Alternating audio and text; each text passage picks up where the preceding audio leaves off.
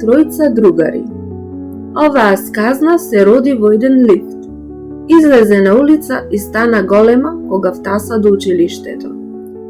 Орхан се беше качил на 9-тиот, Славко на 7-миот, а Агим на 4-тиот кат со лифтот.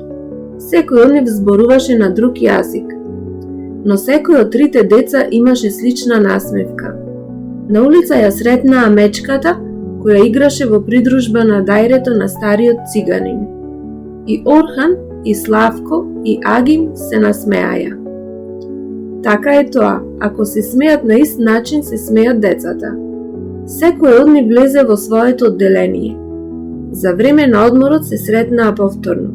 На едно од чошињата во училишниот двор, меѓу себе си ја поделија ужината. Децата на вистина можат да разговараат на друг јазик, но нивната љубов е без разлика. Така е тоа, ако љубат, на ист начин љубат децата. Кога го напуштија училиштето, на улица забележаа како едно од поголемите деца на опашката од едно маче врзуваше конзервна кутија. Мачето болно ми ја укаше. Татко, зошто го правиш тоа? Рече Орхан. Детето така силно го удри Орхана, што овој одвој се задржа за да не падне на земја. Не падна, но и тој болно заовка. И Славко и Агим заплакаа со него.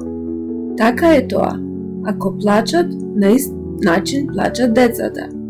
Оваа сказна им ја посветувам на насмевката, љубовта и плачот.